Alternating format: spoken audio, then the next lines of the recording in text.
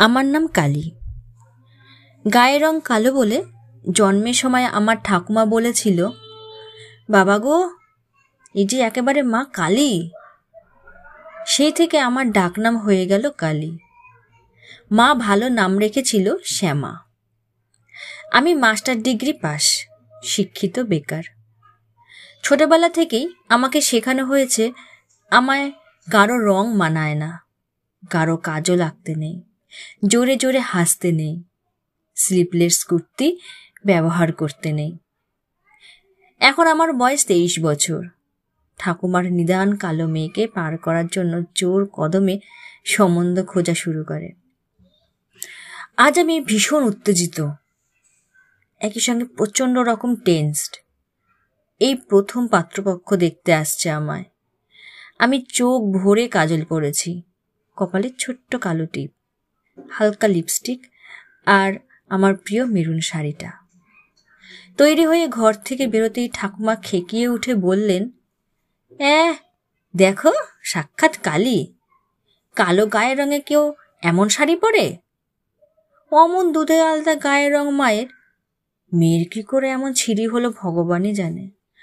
বৌমা, একটু এদিকে দেখো না। আমি কিছু বলতে যাওয়ার আগেই মা রান্নাঘর থেকে বেরিয়ে এসে শান্ত গলায় বুঝিয়ে বললেন, মারে, তোর গায়ের রংটা একটু চাপা তো, তাই ঠাকুমা বলছেন গাঢ় রঙের রংটা আরো চাপা লাগবে। হালকা রঙের কিছু পর না, দেখ রং খুলবে। আমার চোখ ফেটে জল আসতে চাইল। আমি ঘরে চলে গেলাম। এইসব কথার মাঝেই ওনারা হৈ হৈ করে এসে পড়লেন। আমি আর শাড়ি বদলানোর সময় পেলাম না। সত্যি বলতে কি, আমি শাড়ি বদল করতামও না।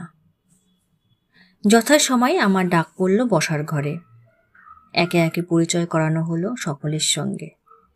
ছেলে, ছেলের মা বাবা, ঠাকুমা এবং এক জামাইবাবু এসেছেন। আমি প্রতি নমস্কার জানিয়ে উল্টো দিকের চেয়ারে বসা মাত্রই আমার ঠাকুমা বলে উঠলেন, আমাদের মেয়েবাবু কালো ধোলো, তবে রান্নাবান্না কাজকর্মে বেশ এক্সপার্ট। এই গায়ের রংটাই যা কালো, না হলে একটু মানিয়ে গুছিয়ে নিলে আপনারা এমন শান্তশিষ্ট মেয়ে আর দুটো পাবেন না। আমার লজ্জায় মাটিতে মিশে যেতে ইচ্ছা করছিল। এমন সময় ছেলের ঠাকুমা পান চিবোতে চিবোতে বাবাকে বললেন, তা পষ্টাপষ্টি বলি বাবা, আমি তো গায়ের রং চাপা শুনে ভেবেছিলাম উজ্জ্বল শ্যামবর্ণ হবে হয়তো। চোখ নাক একটু নজর ধরার মতো হলেও না হয় হতো। এ তো দেখছি গায়ের রং ময়লা, মুখশ্রী একেবারে সাদা মাটা। লেখাপড়া তবু করেছে, যদি একটা চাকরি বাকরি কিছু করতো তাও না হয় আত্মীয় সমকে একটু মুখ থাকতো। কি বলো বৌমা, দেখে শুনেই তো ছেলের বউ দেবে। আমার পক্ষে আর বসে থাকা সম্ভব হলো না। শটান দাঁড়িয়ে বললাম, মাফ করবেন, আমাকে আপনাদের অপছন্দ হতেই পারে। সকলকে যে পছন্দ হবে এমন কোনো কথা নেই, কিন্তু তার মাপকাঠি যদি গায়ের রং আর মুখশ্রী হয়, আমি সরাসরি বলছি, আমাকে বাতিল করার আগেই আমি আপনাদের রিজেক্ট করছি। সারা ঘরে তখন পিন ড্রপ সাইলেন্স। আমি বেরিয়ে আসতে যাব, তখন ছেলের মা ব্যক্তিত্বময়ী কণ্ঠে বললেন, এই মেয়ে দাঁড়াও। আমি হলাম ছেলের মা। ছেলেকে আমি পেটে ধরেছি, মানুষ করেছি, আমার তো একটা মতামতের দাম আছে। মা, বিয়ের সময় আপনি এবং বাবা আমার কালো গায়ের রং নিয়ে যথেষ্ট হেনস্থা করেছেন আমার বাবাকে। প্রচুর টাকা গয়না যৌতুক নিয়েছেন এটাকে ইস্যু করে। সারা জীবন আমাকে ছোট করেছেন লোকসমক্ষে। আমি মুখচোরা ছিলাম, কিছু বলতে পারিনি। কিন্তু আমার ছেলের জন্য আমার এমন প্রতিবাদী মা কালী দরকার। আমি জানি আমার ছেলের অমত হবে না। আর আপনি তো রোজ সন্ধ্যায় ভক্তি ভরে গান গান, শ্যামা আমার কালো।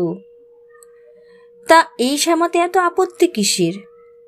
সবচেয়ে বড় কথা, আপনার নাতিও যথেষ্ট কালো। শুনে আমার ঠাকুমা বললেন, ও তো বেটা ছেলে, সোনার আংটি আবার বেকা।